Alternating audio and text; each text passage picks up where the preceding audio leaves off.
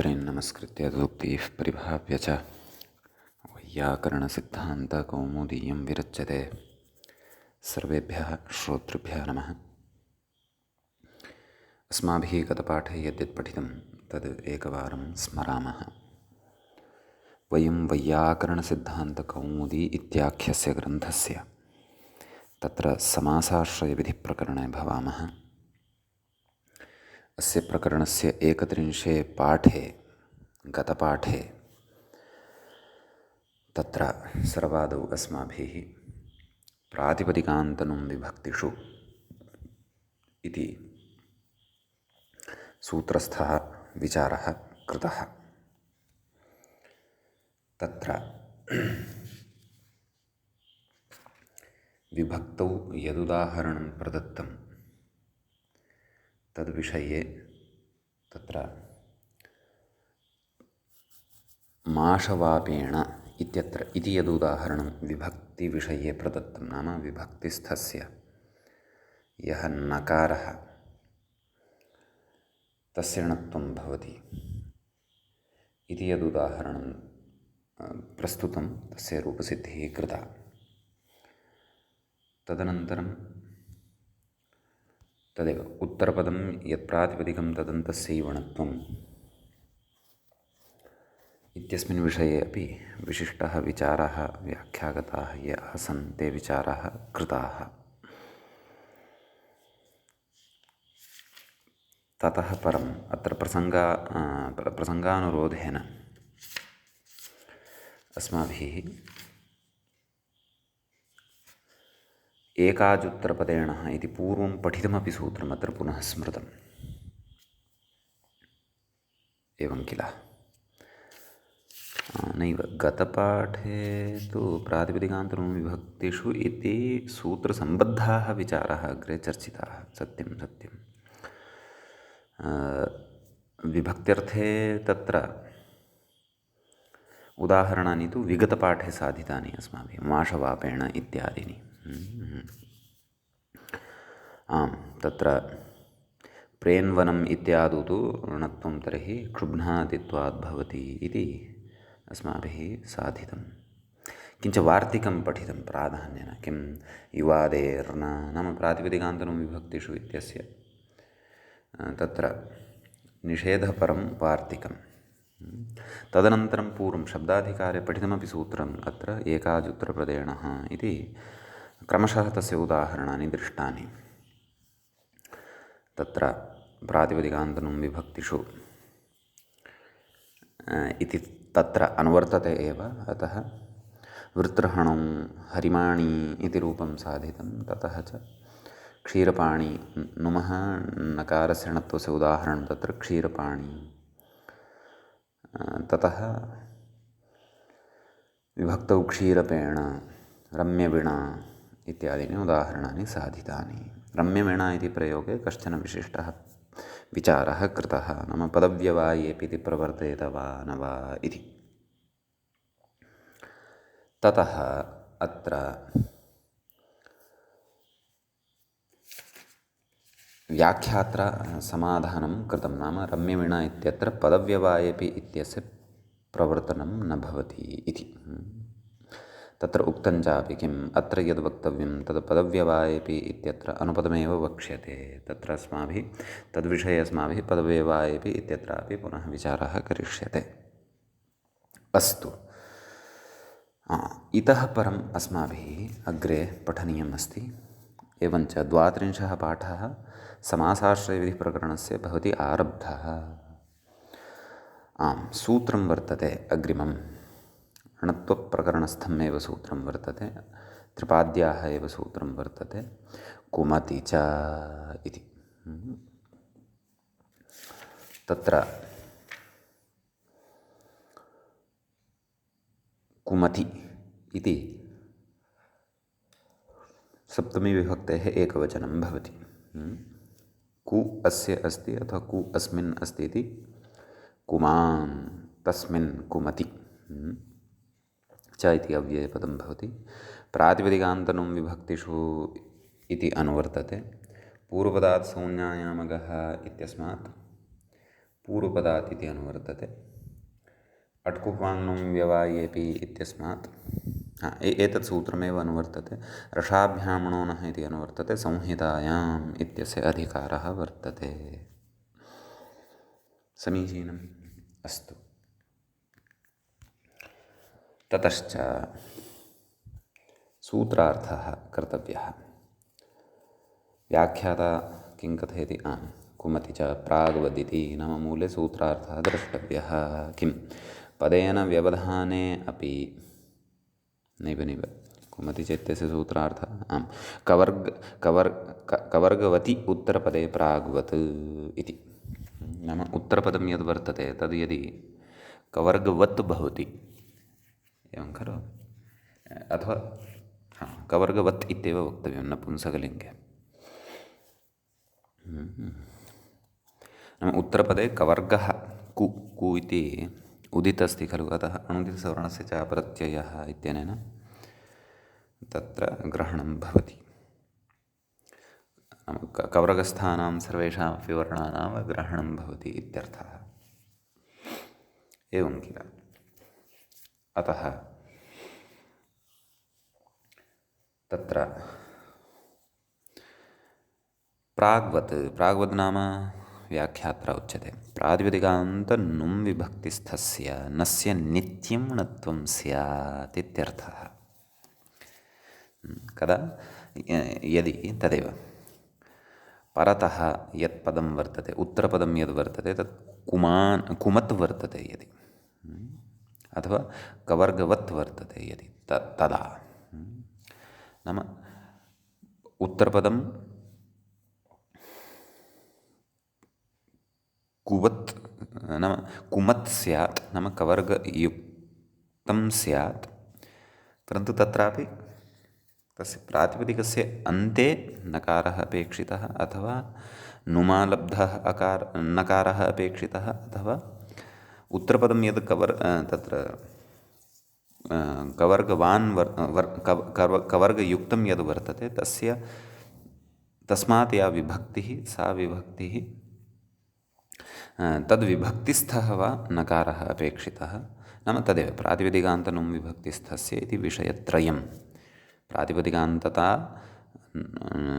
प्रातिपदिकान्तस्य नकारः नुमः नकारः अथवा विभक्तौ विद्यमानः नकारः, यथा अस्माभिः पूर्वं दृष्टमेव तद्वद् अत्रापि अनुवर्तते।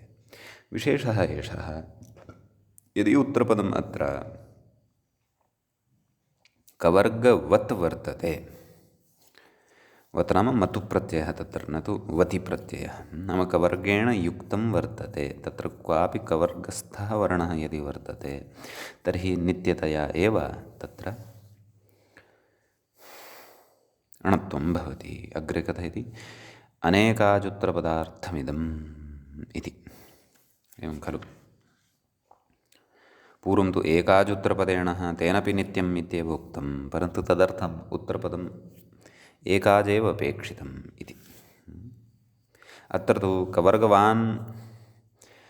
कवर्गयुक्तं यदि उत्तरपदं वर्तते तद् अनेकादपि अस्ति यदि, तर्हि अपि नित्यतया एव तत्र णत्वं भवति इति। अन्यथा एकाजुत्तरपदेन इत्यनेनैव खलु सिद्ध्यति स्म, परन्तु अनेकाजुत्तरपदार्थमपि इदं वर्तते इत्यर्थः। मूले किमुदाहरणं प्रदत्तम् इति चेत् हरिकामिणौ इति उदाहरणम् अस्ति। इदं साधनीयम्। अत्र हरिं कामयेते इति विग्रहः कर्तव्यः। हरिं कामयेते, कामयते, कामयेते, कामयन्ते द्विवचने, यतः अस्माभिः यद्रूपं साधनीयं वर्तते हरिकामिणौ इति, तद् द्विवचनस्थं रूपं वर्तते। समीचीनम्। तर्हि हरि अम् इति उपपदपूर्वकत्वात् कमुकान्तौ इत्यस्मात् धातोः बहुलमाभीक्ष्ण्ये इत्यनेन सूत्रेण तत्र णिनि प्रत्ययः क्रियते। एवं खलु। कमु इत्यस्य कम् अवशिष्यते, कम् णिनि, णिनि इत्यस्य इन् अवशिष्यते, अतोपधायाः इति तत्र धातोः दीर्घो भवति। हरिकाम् इन्, हरिकामिन् इति तत्र भवति। यद्यपि कामयेते इति प्रयोगश्रवणेन सः धातुः स्वावहाव्येन अथवा गणव्यवस्थया णिजन्तः एव वर्तते आदौ एव। अतः ण्यन्तः कामी धातुः तत्र स्वीकर्तव्यः, स्वार्थण्यन्तः। तत्र णेर्णिटि इत्यस्य णिचः अपि लोपः कर्तव्यः। तदनन्तरं तत्र णिनि प्रत्ययः योजनीयः। अथवा तदेव णिनि प्रत्ययानन्तरं तत्र णेर्णिटि इत्यनेन णिचः लोपः कर्तव्यः। नाम यदि प्रक्रियाक्रमानुसारं गच्छामः तर्हि नाम आहत्य हरिकामिन् इति शब्दः सिद्धः भवति। विशिष्य अत्र कृदन्तगतप्रक्रियां तु भवन्तः कृतप्रकरणे एव द्रक्ष्यन्ति।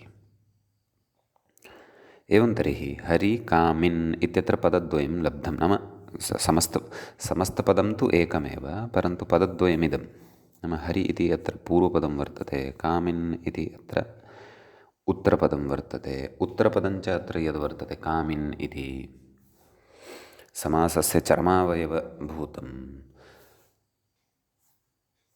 तस्य कुमत्वं वर्तते। नाम कवर्गः तस्मिन् वर्तते इति। आरम्भे एव दृश्यते कामिन् इत्यत्र ककारः आरम्भे एव दृश्यते। अतः कामिन् इति प्रातिपदिकस्य अन्ते नकारः वर्तते। इदञ्च पदं तत्र नाम कवर्गयुक्तमपि वर्तते, किञ्च अनेकाच वर्तते,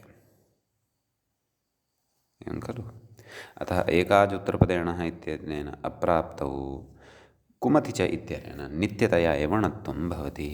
तर्हि द्विवचने तद् हरिकामिन् औ इति द्विवचने कुमति च इत्यनेन णत्वे कृते हरिकामिणौ इति रूपं सिद्ध्यति, एवं खलु।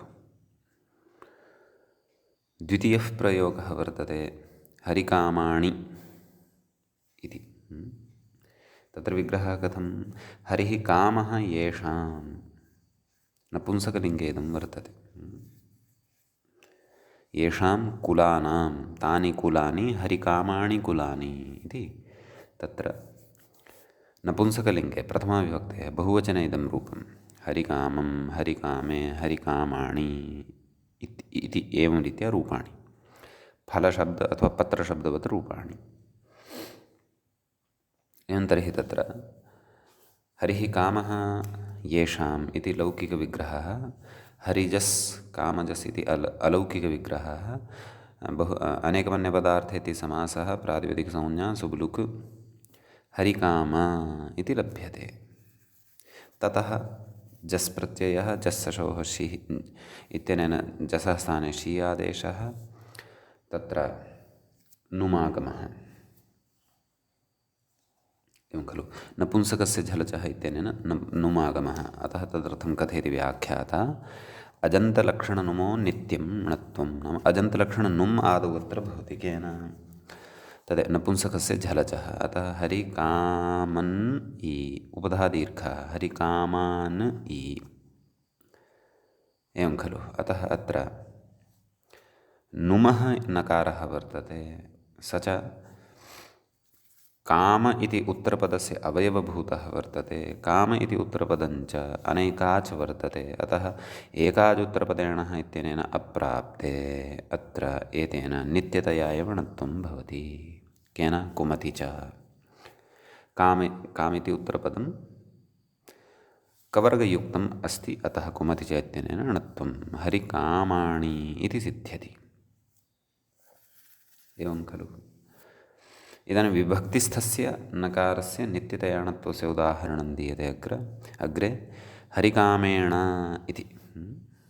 कथयति व्याख्याता विभक्तिस्थस्य उदाहरणम् इति। कथं तत्र विग्रहः, तदेव हरिः कामः यस्य, अत्र एकवचने विग्रहः दर्शनीयः। तत्र समासः, प्रातिपदिकसंज्ञा, सुब्लुक् तत्सर्वं पूर्ववत् हरिकाम इति सिद्ध्यति। हरिकाम इत्यस्मात् तृतीया विभक्तेः एकवचने टा प्रत्ययः तस्य इनादेशः अतः हरिकाम इन। ततः च प्रकृते उत्तरपदं कवर्गयुक्तं वर्तते, अनेकाजपि वर्तते। अतः ततः परतः विभक्तिस्थस्य यः नकारः वर्तते तस्य नकारस्य नित्यतयाणत्वं कुमति च इत्यनेन भवति इति। अतः हरिकामेण इति रूपं सिद्ध्यति। एवं खलु? एतावानेव विशेषः एतत् सूत्रगतः वर्तते। इदानीं वयम् अग्रिमं सूत्रं पश्यामः। पश्यन्तु, तत्र कुमति च इति त्रयोदशं सूत्रं वर्तते। इतः परं यानि सूत्राणि वर्तन्ते तेषु बहूनि सूत्राणि तत्र तिङन्तप्रकरणे अपि पठिष्यन्ते। यथा उपसर्गादसमासे पिणोपदेशस्य हिनुमीन आनिलोट् नेरगदनदपद इत्यादि। ततः शेषे विभाषा कखादावशान्त उपदेशे एतत् सर्वं तिङन्ते पठिष्यन्ते। अनितेरन्नन्तः उभौ साभ्यासस्य हन्तेरत्पूर्वस्य वमोर्वा अन्तरदेशे अयनञ्च छन्दस्यिरुदवग्रहात् नस्य धातुस्थोरुभ्यः उपसर्गादनोत्परः कृत्यचः अणेर्विभाषा हलश्चेजुपधात् यादेः सनुमः वानिंसनिक्षनिन्दाम्। ततः न भाभूपु कमिकमिप्यायीवेपां न भाभूपु इति सूत्रं बुद्धौ स्थापनीयं। यतः अग्रे सूत्रं यत् अस्माभिः पठिष्यते तत्र न इत्यस्य अनुवर्तनम् इतः एव। कुतः? न भाभूपु कमिकमिप्यायीवेपाम् इत्यतः एव स्वीकरिष्यते। ततः षात् पदान्तात् नशेषान्तस्य पदान्तस्य तदनन्तरम् अस्ति पदव्यवायेऽपि 38 सूत्रं साक्षात् गृहीतवान्। इतः प्राक्तनानि सूत्राणि प्रकरणान्तरेषु व्याख्यास्यन्ते। भवतु। इदानीं निषेधः कश्चन उच्यते। कः निषेधः? पदव्यवायेऽपि इति। पदव्यवाये इति सप्तमी विभक्तेः एकवचनं वर्तते। अपि इति अव्ययपदं वर्तते। पदेन व्यवायः पदव्यवायः तस्मिन् पदव्यवाये तृतीया तत्पुरुषसमासः भवति। अत्र किं कथयति व्याख्याता? पदेन व्यवधाने इति। मूले उक्तं खलु पदेन व्यवधाने पिणत्वं न स्यात्। कथयति? पदेन इत्यनन्तरं निमित्तकार्यकारिणोः इति शेषः इति। निमित्तकार्यिणोः क्षन्तव्यः। निमित्तकार्यिणोः शेषः। निमित्तं किं? रेफः वा षकारः वा? कार्यीकः नाम कार्यम् अस्य अस्ति इति कार्ये सः नकारः।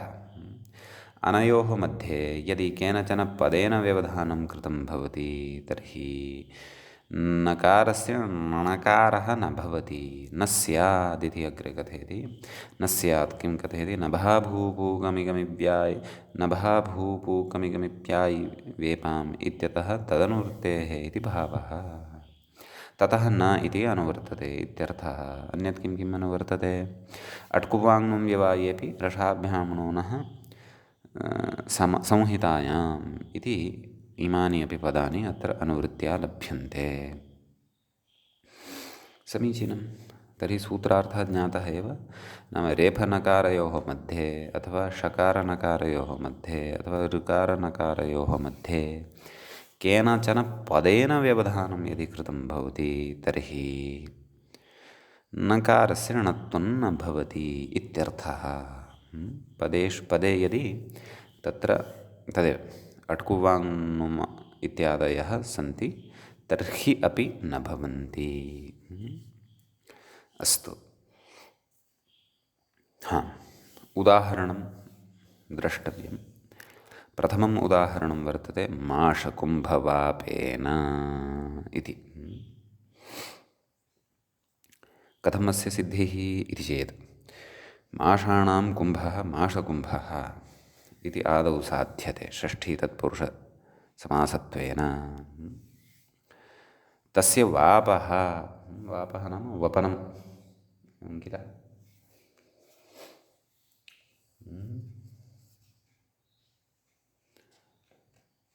माषकुम्भवापेन तस्य वापः माषकुम्भवापः इति।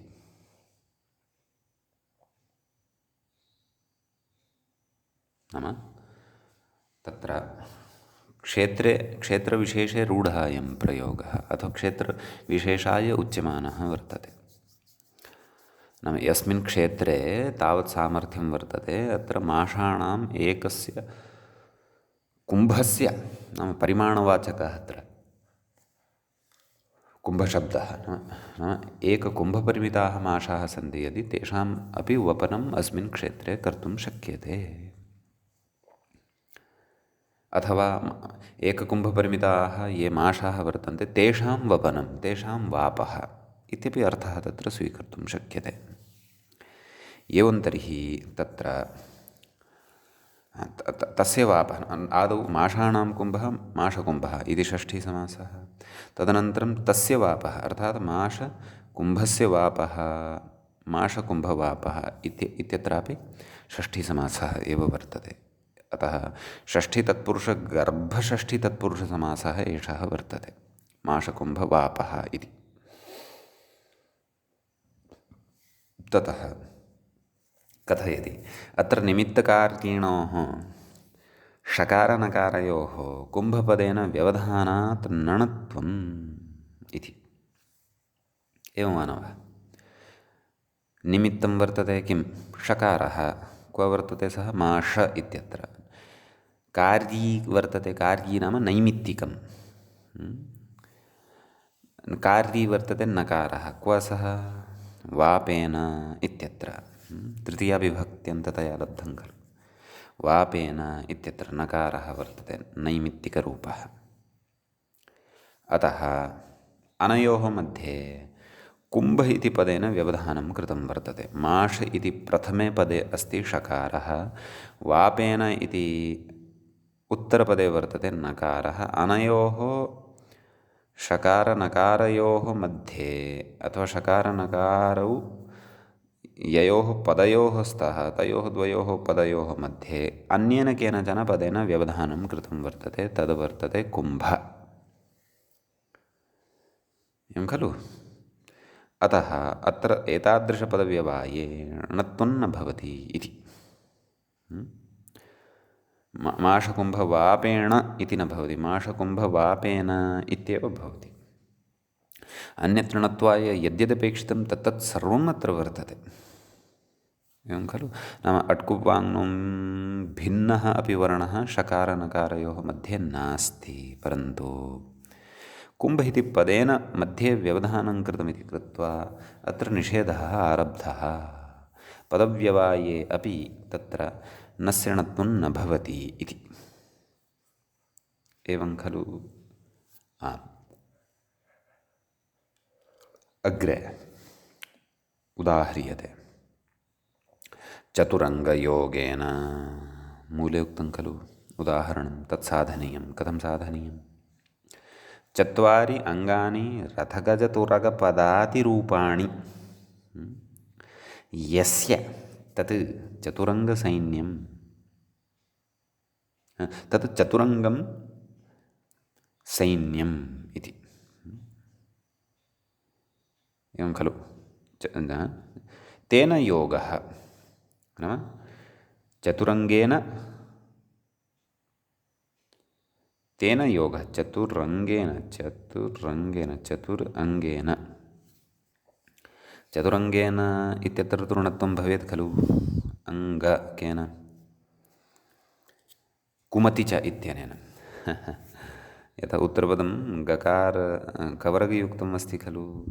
चतुर् इत्यत्र रेफः निमित्तरूपः अस्ति एव। अतः चतुरङ्गेण इति वक्तव्यम्। अस्तु, तेन चतुरङ्गेण योगः, चतुरङ्गयोगः, तेन चतुरङ्गयोगेन। चतुरङ्गेण इति द्वयोः पदयोः समासे तु ऋणत्वं भविष्यति, चतुरङ्गेण इति। परन्तु पदत्रयं यत्र वर्तते तत्र न भविष्यति। कुतः? मध्ये पदव्यवायात् अथवा मध्ये पदव्यवधानात् इत्यर्थः। अस्तु, पुनः पश्यन्तु विग्रहं। चत्वारि अङ्गानि तानि कानि? रथः, गजः, तुरगः, पदातिः इति इमानि। यस्य तद् चतुरङ्गं सैन्यम्, एवं खलु? नाम चतुरङ्गम् आदौ अत्र साधितं वर्तते। तेन केन? चतुरङ्गेण योगः, चतुरङ्गयोगः इति पश्चात् तृतीयासमासत्वेन अत्र विगृह्यते। कथयति, अत्र निमित्तकार्यिणोः अङ्गपदेन व्यवधानात् नणत्वं। निमित्तं किं? चतुर् इत्यत्र विद्यमानः रेफः, कार्यिकः। तत्र योगेन इत्यत्र विभक्तिस्थः नकारः, अतः अनयोः तत्र सत्याम् अन्यविधायां सर्वस्यामपि योग्यतायां णत्वं न भवति। कुतः? पदव्यवायेऽपि इति निषेधारम्भात्। कुतः? यत् मध्ये रङ्ग इति यत् पदं पठितं वर्तते तेन पदेन व्यवधानं वर्तते इति। एवं खलु? ननु अत्र माषकुम्भवापेन इत्यत्र कुम्भ इत्यस्य णत्वं कुतः क्षन्तव्यः? कुम्भ इत्यस्य पदत्वं कथम्? एवञ्च चतुरङ्गयोगेन इत्यत्र रङ्ग इत्यस्य पदत्वं कथम् इति जिज्ञासायाम् अग्रे विवृणोति। किं कथयति? व्याख्यातारं पश्यन्तु। उभयत्रापि कुम्भशब्दस्य अङ्गशब्दस्य च, नाम माषकुम्भवापेन इत्यत्र कुम्भशब्दः, चतुरङ्गयोगेन इत्यत्र रङ्गशब्दः, अङ्गशब्दस्य च प्रत्ययलक्षणेन अन्तर्वर्तिनीं विभक्तिमाश्रित्य पदत्वं बोध्यम् इति। एवं खलु? नाम तदेव प्रत्ययलक्षणे प्रत्ययलोपे प्रत्ययलक्षणं, नाम प्रत्ययः यः लुप्तः, एवं खलु?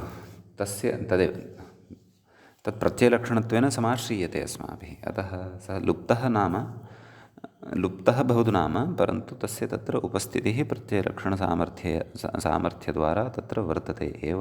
अतः सुबन्तत्वं लभ्यते। सुबन्तत्वात् कुम्भ अपि च अङ्ग इति मध्यस्थयोः शब्दयोः अपि पदत्वं तत्र भवति। अतः एव तत्र पदव्यवायेऽपि इति सङ्गच्छते। तेन च णत्वस्य निषेधः क्रियते इत्यर्थः। एवं खलु? अस्तु, इदानीम् अत्र अस्ति कश्चन विषयः अथवा विशेषः। स च विशेषः अवधानेन श्रोतव्यः। यद्यपि पदव्यवायेऽपि इति सूत्रसम्बद्धः मूलगतः विचारः तु सिद्धः स्पष्टश्च कृतः, परन्तु इदानीम् एतत् सम्बद्धः अन्यविधः कश्चन सैद्धान्तिकः विचारः अत्र अस्ति विचार्यमाणः। सः विचारः अस्माभिः श्रोतव्यः, तत्र चिन्तनं कर्तव्यम्। उच्यते किम्? उत्तरपदे चापदादिविधौ प्रतिषेधः इति गतपाठे अपि यस्य अस्माभिः वार्तिकस्य चर्चा कृता आसीत्। एवं खलु? नाम रम्यवीणा इति प्रयोगसाधनवेलायां तत्र पूर्वपक्षः उपस्थापितः आसीत् खलु? नाम किमिह प्रत्ययलक्षणेन अन्तर्वर्तिनीं विभक्तिम् आश्रित्य सुप्तिङन्तं पदमिति पदत्वम् अभिमतं। तर्हि तत्र उक्तं नैव, नाद्यः। कुतः? उत्तरपदत्वे चापदादिविधौ इति प्रत्ययलक्षणप्रतिषेधात् इत्युक्तमासीत् खलु? किञ्च शब्दाधिकारे उत्तरपदत्वे चापदादिविधौ इति वार्तिकम् अस्माभिः पठितमेव वर्तते। अतः नितरां भवन्तः अग्रे व्याख्यात्रा यः सैद्धान्तिकः विचारः उपस्थाप्यमानः वर्तते तत् शक्नुवन्ति भवन्तः अवगन्तुं, तत्र न स्यात् क्लेशः। अस्तु, तर्हि कथयति उत्तरपदे चापदादिविधौ प्रतिषेधः इति निषेधस्तु नात्र प्रवर्तते। नाम अत्र नाम क्व माषकुम्भवापेन इत्यत्र अथवा चतुरङ्गयोगेन इत्यत्र वा, एवं खलु। नाम तस्य प्रवृत्तिः आदौ शङ्क्यते। कुतः? यतः माषस्य कुम्भः माषकुम्भः अथवा माषाणां कुम्भः माषकुम्भः, एवं खलु। अपि च चत्वारि अङ्गानि यस्य तत् चतुरङ्गम् इत्यादिषु उत्तरपदं तु कुम्भः अथवा तत्र अङ्ग इति लभ्यते। तदनन्तरं तृतीयमपि पदं तत्र समासान्तरेण युक्तं भवति। परन्तु माषकुम्भः चतुरङ्गम् इत्यादिषु तु इत्यनयोः तु समासे सति तत्र उत्तरपदं यद् वर्तते तत्र प्रत्ययलक्षणं न सम्भवेत् खलु। कुतः? उत्तरपदे चापदादिविधौ प्रतिषेधः। नाम उत्तरपदे तत्र प्रत्ययलक्षणस्य प्रतिषेधः वक्तव्यः। तस्य च प्रयोजनानि भिन्नानि भिन्नानि अस्माभिः शब्दाधिकारप्रकरणे अपि दृष्टानि एव। अतः सः यः निषेधः वर्तते सः निषेधः तु अत्र न प्रवर्तते इति कथयति। कदाचित् तं निषेधम् आशङ्क्य अत्र भवन्तः कथयेयुः कुम्भः इति शब्दः अथवा अङ्ग इति शब्दः अनयोः उत्तरपदत्वमेव नास्ति। नाम अनयोः पदत्वमेव नास्ति, तर्हि पदव्यवायेपि इति निषेधः कुतः? तस्मात् माषकुम्भपापेण चतुरङ्गयोगेण इत्यत्र भवतृणत्वम्, एवं किल। का समस्या इति चेत् न तथा न, परन्तु अत्र पदत्वमेव नास्ति भोः, एवं खलु। अपि च अत्र णत्वं यत् प्राप्तं वर्तते तदेव प्रातिपदिकान्तनं विभक्तिषु इत्यनेन प्राप्तं णत्वम् अत्र एतेन बाधितं वर्तते, तदपि बुद्धौ स्थापनीयम्। अस्तु, तर्हि अयं निषेधस्तु अत्र न प्रवर्तते। कुतः न प्रवर्तते? तत्र अग्रे कारणम् उच्यते। किम्? उत्तरखण्डस्य कार्यभाक्त्वे सत्येव तत्प्रवृत्तेः अत्र बुद्धिः कर्तव्या। नाम उत्तरखण्डं नाम समस्तपदस्य उत्तरखण्डं यद् वर्तते, माषकुम्भ इत्यत्र उत्तरपदं किं? कुम्भ इति उत्तरपदं, माषकुम्भः इत्यत्र। चतुरङ्गः इत्यत्र उत्तरपदं किम्? अङ्ग इति उत्तरपदं वर्तते। तत्र कथयति उत्तरखण्डस्य कार्यभाक्त्वे सत्येव तत्प्रवृत्तेः। नाम तत्र माषकुम्भ इत्यत्र कुम्भः अथवा चतुरङ्ग इत्यत्र अङ्ग, अनयोः कार्यभाक्त्वं किमपि यदि अस्ति तर्हि कार्यभाक्त्वे सत्येव तस्य प्रवृत्तिः भवति। कस्य? उत्तरपदे चापदादिविधौ इति प्रतिषेधस्य। स च प्रतिषेधः कस्य? सः प्रतिषेधः प्रत्ययलक्षणस्य प्रतिषेधः, एवं खलु। कार्यभाक्त्वं नाम किं? तेन अत्र स्पष्टता अस्माभिः कर्तव्या। नाम उत्तरखण्डं यद् वर्तते, उत्तरखण्डं नाम तदेव उत्तरपदत्वेन यत् स्वीकृतं वर्तते अथवा समासे चर्मावयवत्वेन यः शब्दः गृहीतः वर्तते, तस्य कस्मिंश्चित् एकस्मिन् देशे किमपि कार्यं प्राप्यमाणं स्यात्, तदा एव तत्प्रवृत्तिः भवति। तत्प्रवृत्तिः नाम अस्य वार्तिकस्य प्रवृत्तिः भवति। कस्य? उत्तरपदे चापदादिविधौ प्रतिषेधः इत्यस्य वार्तिकस्य प्रवृत्तिः भवति। नाम तत्र उत्तरखण्डः यः वर्तते, नाम यत् उत्तरपदत्वेन तत्र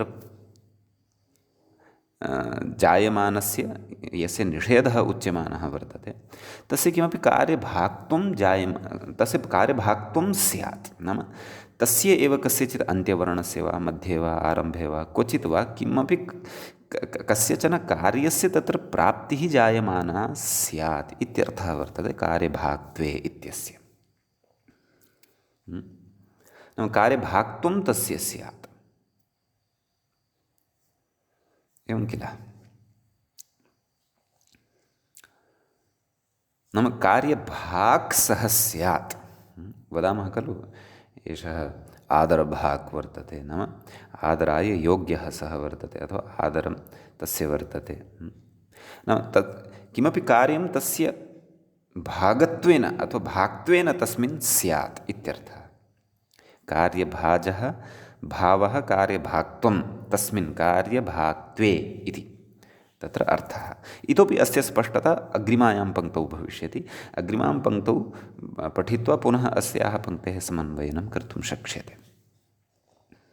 समीचीनम्। अतः एव अग्रे पश्यन्तु।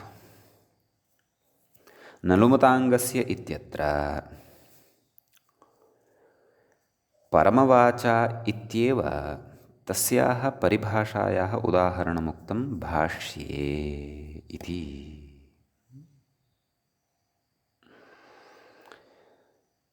कस्याः परिभाषायाः? उत्तरपदे चापदादिविधौ प्रतिषेधः। परन्तु उत्तरपदे चापदादिविधौ प्रतिषेधः इति परिभाषा अस्ति वा वार्तिकम् अस्ति वा इति तु चिन्तनीयम्। एषा परिभाषा नास्ति, वार्तिकम् अस्ति इति मे भाति एकक्षणम्।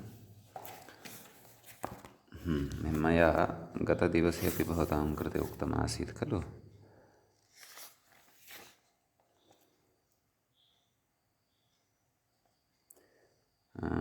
उत्तरपदलोपेन नैव तन्न परिभाषा यदि अस्ति,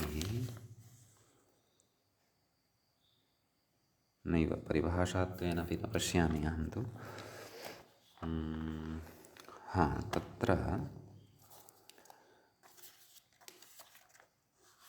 हलन्त नपुंसकलिङ्गे इदं वचनम् अस्ति इति अस्माभिः उक्तमासीत् किल।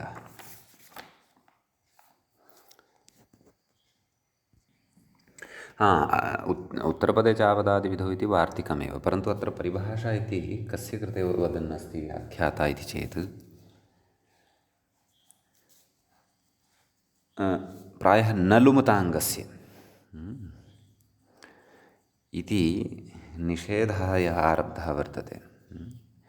कस्याः निषेधः? प्रत्ययलोपे प्रत्ययलक्षणम् इति परिभाषासूत्रं यदि स्वीक्रियमाणं वर्तते तर्हि तद्विषये एव इदम् उच्यमानम् अस्ति इति भाति। अस्तु, वाक्यं पुनः पश्यामः। किम् इतः पूर्वं किम् उक्तं? नाम विचारस्य शृङ्खला अपि बुद्धौ स्थापनीया। अस्माभिः माषकुम्भवापेन चतुरङ्गयोगेन इत्यत्र मध्ये यद्वर्तते कुम्भ अपि च रङ्ग इति शब्दस्वरूपं तस्य पदत्वम् अस्ति इति प्रतिपादितं। परन्तु तत्र पूर्वपक्षः नाम उत्तरपदे चापदादिविधौ इति प्रतिषेधः, तेन अत्र प्रत्ययलक्षणस्यैव निषेधः खलु स्यात्, तेन प्रकृते पदत्वं न स्यात् इति चेत् तत्र उच्यते अयं निषेधः अत्र न प्रवर्तते। भोः, उत्तरखण्डस्य कार्यभाक्त्वे सत्येव तत्प्रवृत्तेः, नाम उत्तरखण्डं यद् वर्तते तस्य कार्यभाक्त्वे सत्येव, नाम तस्य किमपि कार्यं जायमानं स्यात्, तदा एव उत्तरपदे चापदादिविधौ प्रतिषेधः इत्यस्य प्रतिषेधस्य अथवा निषेधस्य प्रवृत्तिः भवति इति।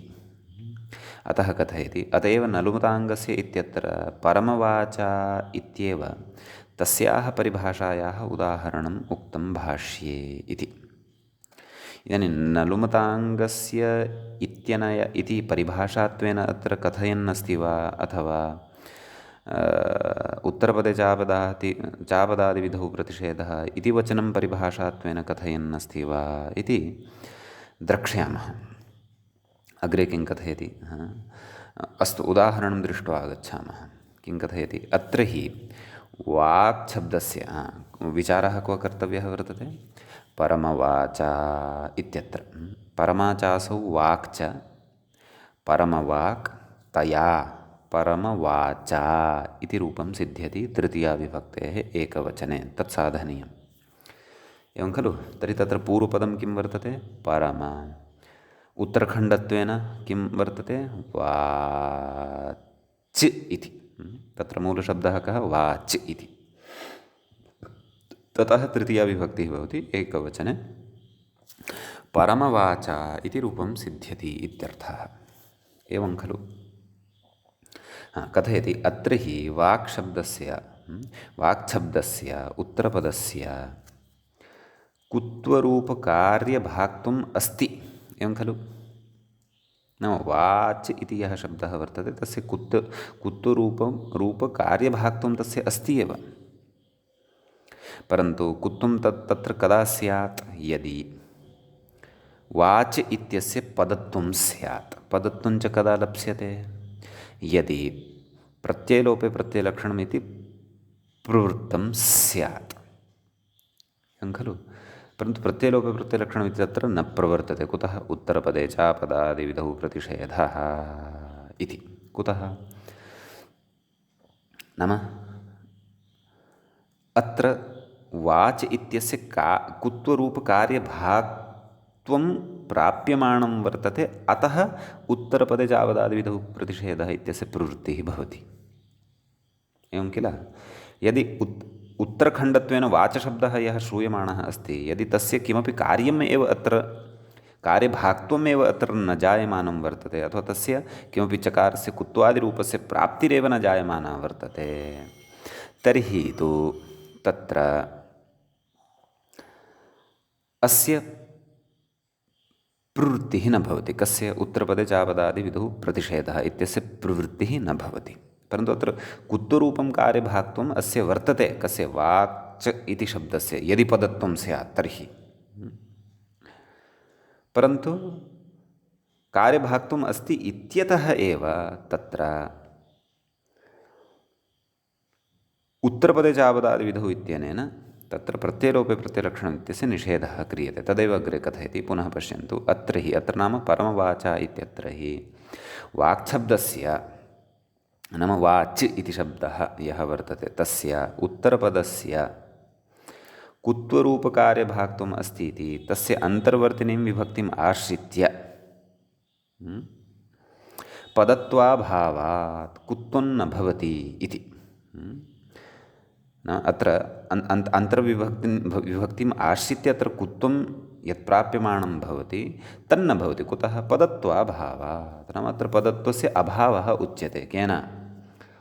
उत्तरपदे चापदादिविधौ प्रतिषेधः इत्यनेन। तेन अन्तर्वर्तिन्याः विभक्त्याः आश्रयणमेव न शक्यते इत्यर्थः। एवं खलु। एवमेव तत्र आगच्छन्तु। माषकुम्भवापेन अथवा चतुरङ्गयोगेन इति।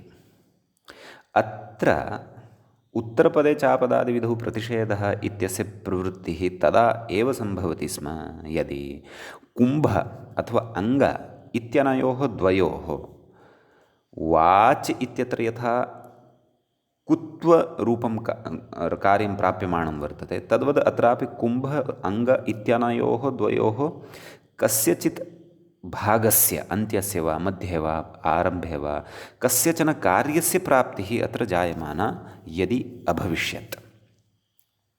परन्तु यथा परमवाचा इत्यत्र कुत्वप्राप्तिः शङ्क्यते तत्र यदि प्रत्ययलक्षणं स्यात्, तद्वद् अत्रापि प्रत्ययलक्षणे सति यदि किमपि कार्यं जायमानं स्यात्, कुम्भ इत्यत्र अन्त्यस्य अकारस्य किमपि परिवर्तनं वा लोपः वा, एवम् अङ्ग इत्यत्र अन्त्यस्य अकारस्य परिवर्तनं वा लोपः वा, तदा एव तत्र उत्तरपदे चापदादिविधौ प्रतिषेधः इत्यस्य प्रवृत्तिः भवति, अन्यथा न भवति। अत्र तु वयं पश्यामः कुम्भ अङ्ग, माषकुम्भवापेन इत्यत्र कुम्भ, चतुरङ्गयोगेन इत्यत्र रङ्ग इत्यनयोः किमपि कार्यभाक्त्वमेव नास्ति। अतः उत्तरपदे चापदादिविधौ इत्यस्य तत्र प्रवृत्तिः न भवति। प्रवृत्तिः यदि न भवति तर्हि प्रत्ययलोपे प्रत्ययलक्षणं भवत्येव। नाम अन्तर्वर्तिनीं विभक्तिम् आश्रित्य अत्र पदत्वं भवत्येव। एवं खलु। तर्हि तत्र नलमुताङ्गस्य इति सूत्रे भाष्ये यः सिद्धान्तः उक्तः वर्तते, सः सिद्धान्तः बुद्धौ स्थापनीयः। किं नाम उत्तरपदस्य कार्यभाक्त्वे सत्येव उत्तरपदे चापदादिविधौ प्रतिषेधः इति प्रत्ययलक्षणप्रतिषेधः प्रवर्तते, नान्यथा।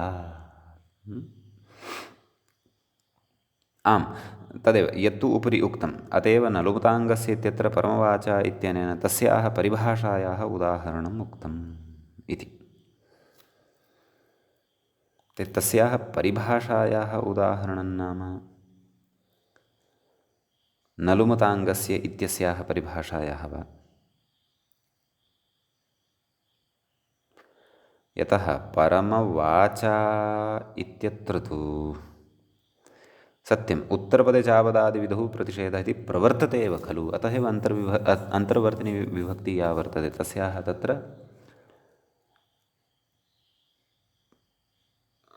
तामाश्रित्य तत्र पदत्वं न भवति। पदत्वं न भवति यदि कुत्वमपि न भवति इत्यर्थः। एवं खलु। चोः कुः इत्यनेन खलु कुत्वं वक्तव्यं, तदर्थं पदान्तत्वम् अपेक्षितम् अथवा झलपरकत्वम् अपेक्षितं। तद् उभयमपि यदि न भवति तर्हि कथं तत्र कुत्वं स्यात्? अतः उत्तरपदे चापदादिविधौ इति यद् प्रतिषेधः इति वचनाय एव परिभाषायाः इति कथयन्नस्ति व्याख्याता इति मम भाति। परन्तु शब्दाधिकारे तु तत्र वार्तिकत्वेन पाठः दृश्यमानः वर्तते। कस्य वचनस्य उत्तरपदे चापदादिविधौ प्रतिषेधः इत्यस्य परिभाषात्वेनपि पाठः वर्तते वा इति एतदर्थं परिभाषेन शेखरः इति वा अथवा भाष्ये क्वचित् परिभाषात्वेनपि पाठः वर्तते वा, तदर्थं भाष्यादिग्रन्थाः द्रष्टव्याः। भवतु नाम सद्यः शङ्का कुतः उपस्थिता नाम इदं वचनं तत्र वार्तिकत्वेन दृष्टं क्व शब्दाधिकारे तत्रापि हलन्तनपुंसकप्रकरणस्य आरम्भे पश्यन्तु तत्र ज्ञायते। तत्र वार्तिकसङ्ख्यामपि ददाति 480। अस्तु भवतु। अत्र अयं विषयः तथा महान् नास्ति, तथापि प्रकृते महत्त्वं न भजते। प्रकृते तु अस्माकम् उत्तरपदे चापदादिविधौ प्रतिषेधः इति वचनमादाय अस्माभिः समन्वयनं क्रियमाणं वर्तते, तावदेव। तथापि ज्ञातव्यं परिभाषा अस्ति वा वार्तिकमस्ति वा अथवा उभयथापि पठितं वर्तते वा इति ज्ञातव्यं। भवतु। सः विषयः उद्ग्रन्थस्थः अथवा तत्रैव अनुसन्धानं कर्तव्यम् इति सद्यः त्यज्यते। यथा अत्र अपेक्षितस्तु सिद्ध्यमानः एव वर्तते इति कृत्वा। अस्तु। अग्रे कथयति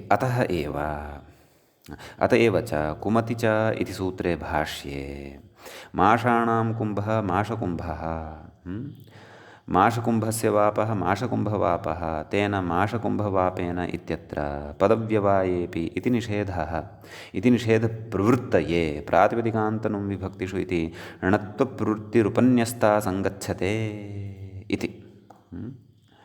नाम कुमति च इत्यत्र अतः एव तत्र प्रातिपदिकान्तनुं विभक्तिषु इत्यस्य प्रवृत्तिः अथवा प्राप्तिः दर्श्यते। तदनन्तरं तस्य कुमति च इत्यनेन सूत्रेण निषेधः क्रियते। क्षन्तव्यः पदव्यवायेऽपि इत्यनेन सूत्रेण निषेधः क्रियते। एवं खलु। अतः पदव्यवायेऽपि इत्यत्र भाष्ये णत्वस्य निषेधः यदि उक्तः वर्तते तस्यापि सङ्गतिः अतः एव भवति, अन्यथा तत्रापि असङ्गतिः स्यात्। एवं खलु। अतः भाष्यस्य व्यवहारं दृष्ट्वा एव अयं निर्णयं कुर्मः यत् उत्तरपदे चापदादिविधौ प्रतिषेधः इति तत्र तदैव प्रवर्तते यदि उत्तरपदस्य कार्यभाक्त्वं किमपि तत्र प्राप्यमाणं भवति। कार्यभाक्त्वं यदि नास्ति, यतः परमवाचा इत्यत्र कुत्वरूपस्य कार्यस्य तत्र प्राप्तिः जायमाना भवति। अतः तदैव तत्र प्रत्ययलक्षणप्रतिषेधः कथनीयः। माषकुम्भवापः माषकुम्भवापेन चतुरङ्गयोगेन इत्यत्र तु कुम्भ अङ्ग इत्यादीनां कार्यभाक्त्वं किमपि नास्ति। अतः पदव्यवायेऽपि इति प्रवर्तते एव। कुतः? कुम्भ अङ्ग अनयोः पदत्वात्। अनयोः च पदत्वं प्रत्ययलक्षणं समाश्रित्य एव। एवं वा न वा? अतः एतत् भाष्यस्यापि अत्र नाम प्रामाण्यं ददाति इत्यर्थः। एवं खलु। एतावान् विषयः अवगतश्चेत् इदानीं पुनः पक्षान्तरम् उपस्थाप्य तस्य समाधानं करिष्यति। किं कथयति? पदव्यवायेऽपि इति णत्वनिषेधः क्षन्तव्यः पूर्वं किं कुतः न चैवं सति रम्यवीणा इत्यत्र वि इत्युत्तरखण्डस्य कार्यभाक्त्वाभावात् उत्तरपदे चापदादिविधुः इति प्रत्ययलक्षणनिषेधस्य अप्रवृत्तौ अन्तर्वर्तिविभक्त्याः अन्तर्वर्तिविभक्त्याश्रयणेन पदत्वात् पदव्यवायेऽपि णत्वनिषेधः स्यादिति वाच्यम्। समीचीनं।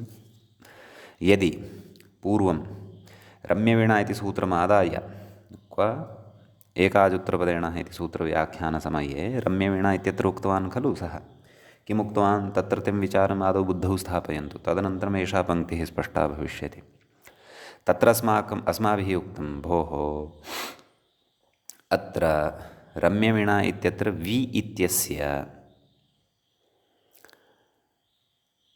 तत्र पदत्वमेव नास्ति इत्युक्तं खलु। कुतः पदत्वं नास्ति इति चेत् नाम प्रत्ययलोपे प्रत्ययलक्षणम् इति तत्र न सम्भवति इत्युक्तं खलु। कुतः? तत्र कारणं दत्तं किम्? उत्तरपदे चापदादिविधौ प्रतिषेधः। तर्हि तत्र कथम् उत्तरपदत्वे चापदादिविधौ इत्यस्य वार्तिकस्य प्रवृत्तिः इति चेत् कुतः इति चेत्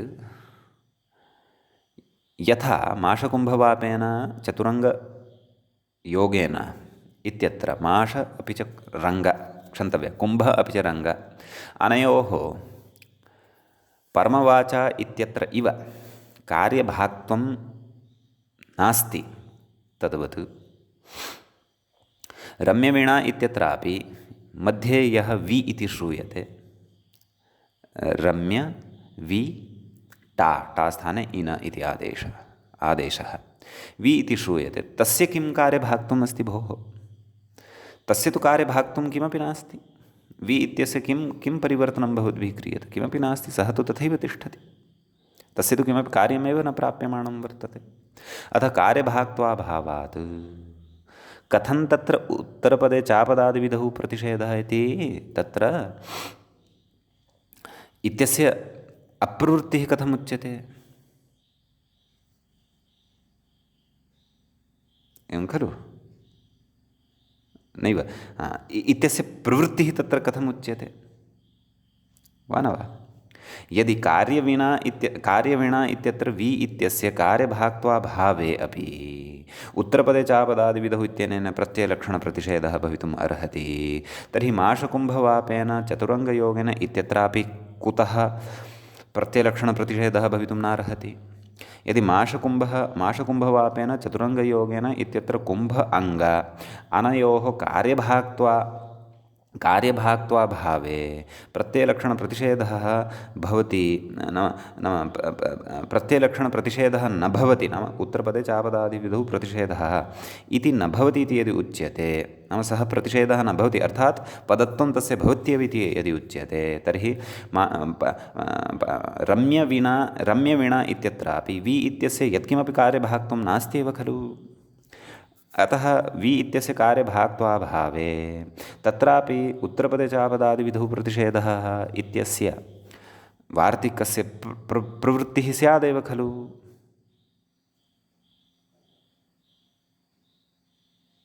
एवं खलु? नाम उत्तरपदे नैव एतस्य प्रवृत्तिः न स्यात् खलु इति खलु। उत्तरपदत्वे चापदादिविधौ प्रत्ययलक्षणप्रतिषेधः तत्र उच्यते खलु, अतः तस्य प्रवृत्तिः तत्र न स्यात् खलु। यथा माषकुम्भवापेन चतुरङ्गयोगेन इत्यत्र यथा वर्तते, तथा चेत् वि इत्यस्य तत्र पदत्वमेव स्यात् खलु। वि इत्यस्य पदत्वं यदि अस्ति प्रत्ययलक्षणं समाश्रित्य, तर्हि पदव्यवायेऽपि इति तत्र प्रवर्तेत खलु। पदव्यवायेऽपि इति यदि प्रवर्तेत तर्हि तत्र णत्वं न स्यात्, रम्यविना इत्येव प्रयोगः स्यात् इति पक्षः उत्थापितः अत्र। पुनः पश्यन्तु अत्रत्यां पङ्क्तिम् अधुना। न चैवं सति रम्यवीणा इत्यत्र वि इति उत्तरखण्डस्य कार्यभाक्त्वाभावात् उत्तरपदे चापदादिविधौ इति प्रत्ययलक्षणनिषेधस्य अप्राप्तौ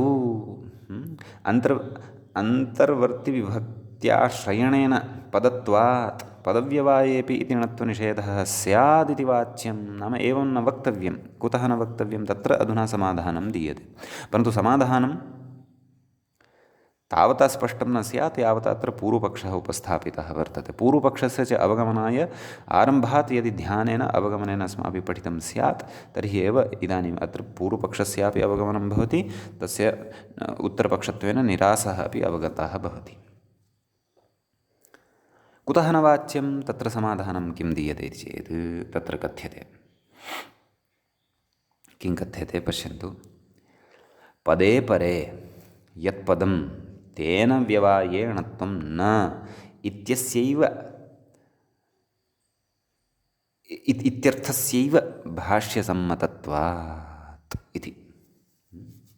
भोः, मध्ये पदव्यवधानं कदा अङ्गीकर्तव्यं? मध्ये पदव्यवधानं तदा अङ्गीकर्तव्यं यदा कयोश्चित् द्वयोः पदयोः मध्ये इदं पदं स्यात्। एवं खलु? यथा माषकुम्भवाप, माषकुम्भवापेन, तत्र वापेन इति पदं वर्तते, तस्य मध्ये कुम्भ इति पदं वर्तते। एवं खलु? तदेव खलु चतुरङ्गयोगेन इत्यत्रापि वर्तते। कथयति? तच्च अनुपदमेव स्पष्टीभविष्यति। नाम भाष्यप्रामाण्यपूर्वकम् अनुपदमेव अग्रेपि वक्ष्यते। किं नाम पदे परे यत्पदं तेन व्यवायेणत्वं न, केन? पदव्यवायेऽपि इत्यनेन। यदि पदं परतः नास्ति, केवला विभक्तिरेव वर्तते, तर्हि तु पदव्यवायत्वं नैव परिगणयिष्यते इत्यर्थः। कथयति अग्रे। रम्यवीणा इत्यत्र च विशब्दस्य अन्तर्वर्तिविभक्त्या पदत्वे अपि, सत्यम् अन्तर्वर्तिविभक्त्या तत्र पदत्वम् अस्ति, अङ्गीकुर्मः, पदत्वे अपि तस्य पदपरकत्वाभावान् णत्वनिषेधः। नाम तस्मात् परतः पदं नास्ति, तस्मात् परतः तु विभक्तिः अस्ति, तावदेव। टा तस्य स्थाने इनादेशः। विभक्तिः न पदत्वं भजते। यतः पदत्वं तु प्रकृतिप्रत्ययोः समुदायस्य किञ्चन नाम पदम् इति। विभक्तिस्तु पदत्वं न भजते, अतः णत्वनिषेधः तत्र न भवति। णत्वं भवत्येव इत्यर्थः। समीचीनम्। एतेन पुनर्भूणाम् इत्यत्रापि णत्वं निर्बाधम् इति। तत्र पुनः भूनां, तत्र नाम् इति यद्वर्तते तन्न पदम्।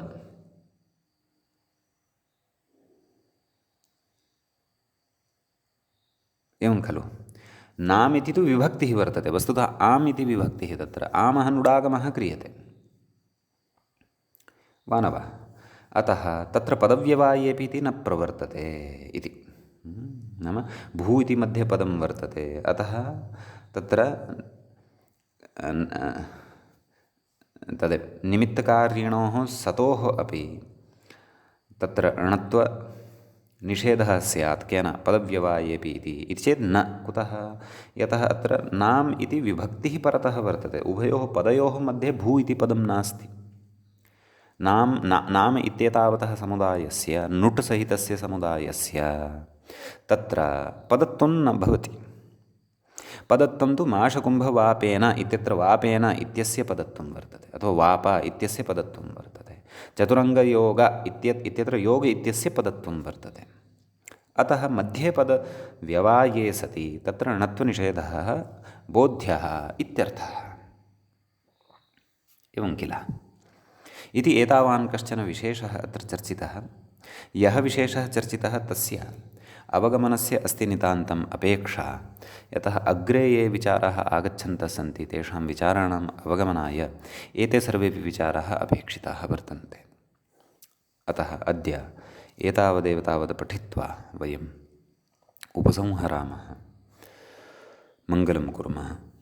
मुनित्रयं नमस्कृत्य उक्तीः परिभाव्य च वैयाकरणसिद्धान्तकौमुदीयं विरच्यते। एवञ्च समासाश्रयविधिप्रकरणस्य 32 पाठः सम्पन्नताङ्गतः। सर्वेभ्यः श्रोतृभ्यः नमः।